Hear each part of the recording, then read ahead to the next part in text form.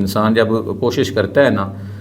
तो वो जिस तरह मैं मिसाल देता होता हूँ, हज़रत इब्राहीम अलैहिस्सलाम को आग में फेंका गया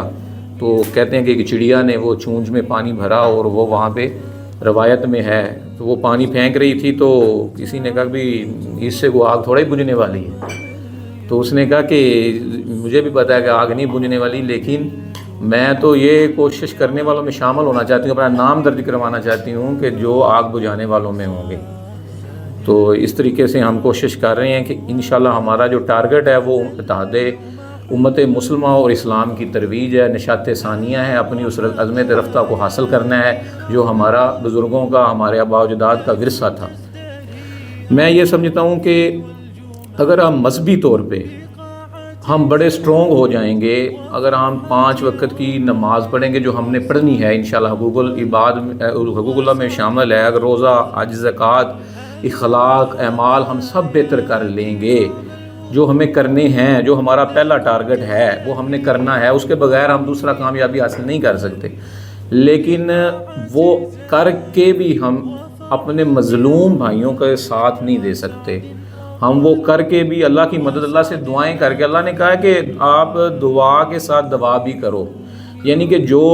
हमें अल्लाह ने अकल दी है उसके मुताबिक हमने वो तमाम रास्ते अपनाने हैं जिसके ज़रिए हम कामयाबी हासिल कर सकेंगे। ज़रूरी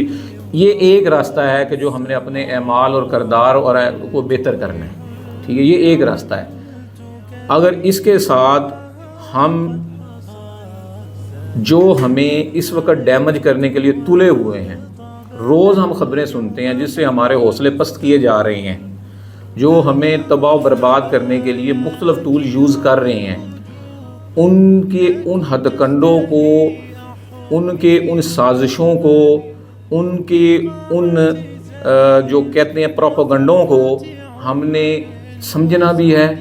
उनके ऊपर नज़र भी रखनी है, उनको देखना भी है, और उनसे कैसे अपनी कौम को बचाना है या अपने आप को बचाना है और किस तरीके अपनी नस्लों को महफूज करना है, ये भी हम करेंगे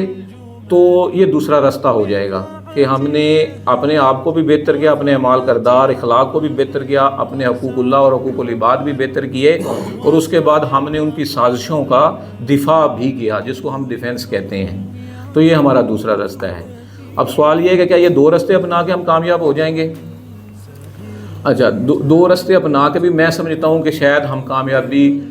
की मंजिल को ना पहुँच सकें, कि हमने अपने आप को भी बेहतर कर लिया, अल्लाह से मनाजात भी कर ली और दूसरों की साजिशों से अपने देख भी लिया वो कर रहे हैं, और अपने आप को नस्लों को महफूज करने के लिए हमने कोई प्रोग्राम भी तरतीब दे लिए, तो क्या फिर भी हम कामयाब हो जाएंगे? नहीं, हमारी तंजीम का नज़रिया है कि फिर भी हम कामयाब नहीं होंगे जब तक हम टेक्नोलॉजी और रिसर्च में दुनिया से आगे नहीं निकल जाते, जब तक हम उस मैदान में भी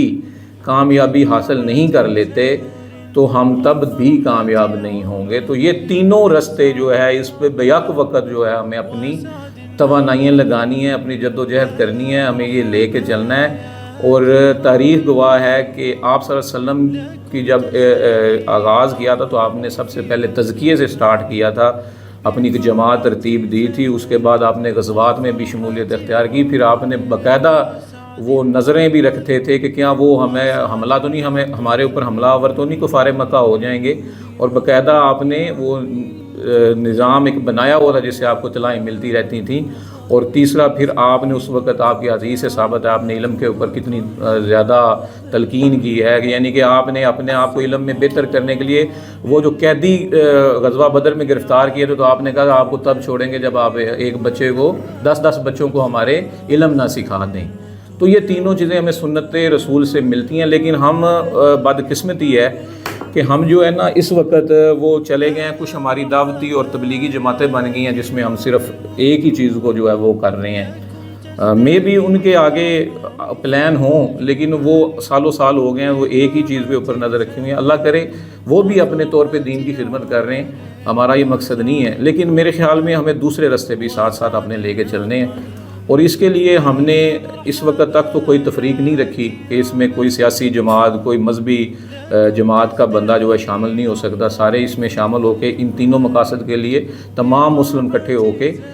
عمل کر سکتے ہیں۔ ایک ہو مسلم حرم کی پاسبانی کے لیے نیل کے ساحل سے لے کر تاب خاکے کاشغر، تو سب کو مل کے چلنا ہے، اس میں کوئی رکاوٹ نہیں ہونی چاہیے، کوئی تفریق نہیں ہونی چاہیے، کوئی رنگ و نسل کی تمیز نہیں ہونی چاہیے۔ ہاں تقوی کی بنیاد پہ آپ صلی اللہ علیہ وسلم اور اللہ نے کہا ہے کہ ایک مسلمان کو دوسرے پہ فوقیت حاصل ہے، تو اس کے لیے ہم نے ایویلویشن پرفارما بنا دیا ہوا ہے۔ اس میں جتنا بندہ اپنا تزکیہ، اپنا محاسبہ اور اپنا پرہیزگاری کی طرف جائے گا، اس کو انشاءاللہ اس تنظیم کے اندر بھی اور ہر جگہ پہ فوقیت دی جائے گی۔